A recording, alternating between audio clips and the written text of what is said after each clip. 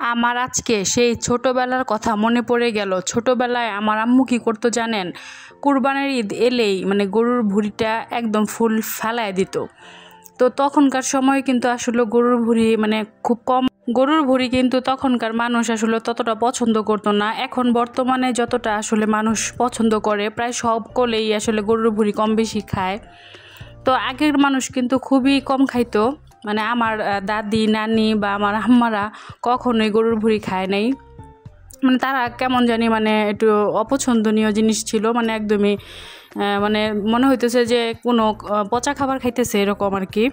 তো hello everyone, আসসালামু আলাইকুম। যে যেখান থেকে আমার ভিডিওটি দেখতে পাচ্ছেন, আশা করি আপনারা অনেক অনেক ভালো আছেন।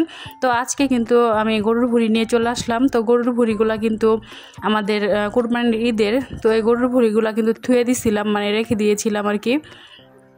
তো আজকে অল্প কিছুটা বের করছি রান্না করার জন্য। তো আমি কিন্তু গরুর ভুঁড়ি খেতে খুবই পছন্দ করি, বাট আমার আম্মু কিন্তু একদমই পছন্দ করে না। তো আমার আম্মু কিন্তু ছোটোবেলায় আমি দেখছি গরুর ভুঁড়ি কিন্তু ফালিয়ে দিত, আর আমি আসলে গরুর ভুঁড়ি দেখলেই পাগল হয়ে যাই। তো আসলে গরুর ভুঁড়ি যদি আপনারা অনেক মজার টেস্টি করে রান্না করেন, তাহলে কিন্তু গরুর ভুঁড়ির যে একটা বাজে স্মেল আছে কখনোই আসবে না, খেতে কিন্তু দুর্দান্ত হবে। আসলে যারা খাইতে পারে তো খাইতেই পারে, আবার অনেকে আসলে খাইতে পারে না। তো আজকে কিন্তু আমি গরুর ভুঁড়ি সুন্দর করে ভাজা ভাজা করে ভুনা করব আর কি, লাল লাল করে। এইভাবে ভুনা করলে কিন্তু রুটি, পরোটা, ভাত সব কিছু দিয়েই খেতে ভালো লাগে। তো এখানে কিন্তু প্রথমে আমি গরুর ভুঁড়িটাকে ভালো করে ধুয়ে কেটে নিছি। তারপরে কিন্তু এখানে পরিমাণ মতো পেঁয়াজ কুচি দিয়ে তারপরে পেঁয়াজটা হালকা করে ভেজে নিয়েছি। আর এখানে সকল মশলা আমি একসাথে ব্লেন্ড করে নিয়েছিলাম, পেঁয়াজ, রসুন, আদা, তেজপাতা, এলাচ, দারচিনি, কালো জিরা, তারপরে জিরা, শাহি জিরা সব কিছুই দিয়েছিলাম আসলে। তো কালো জিরাটা অল্প পরিমাণে দিয়েছিলাম, আমার কাছে ভালো লাগে এই জন্য।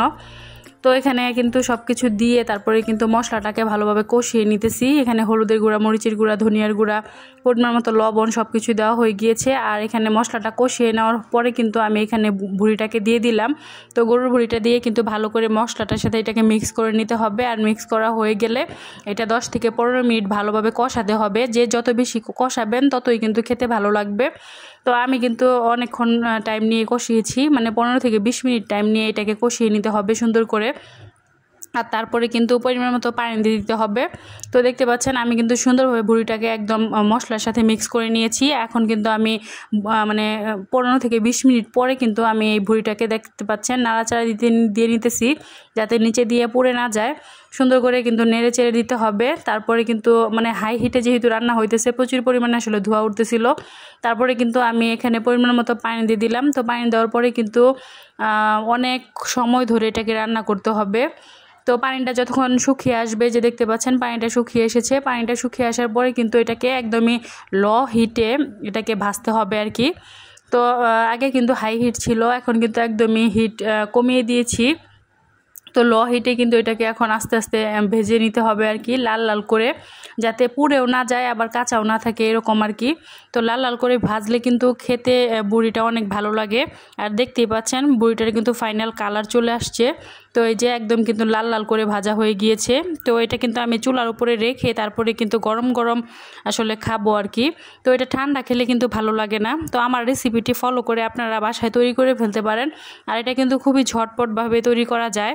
তো আজকের ভিডিওটি কেমন লাগলো অবশ্যই কমেন্ট করে জানাবেন। আজকের মতো এই পর্যন্তই, সবাই ভালো থাকবেন। আল্লাহ হাফেজ।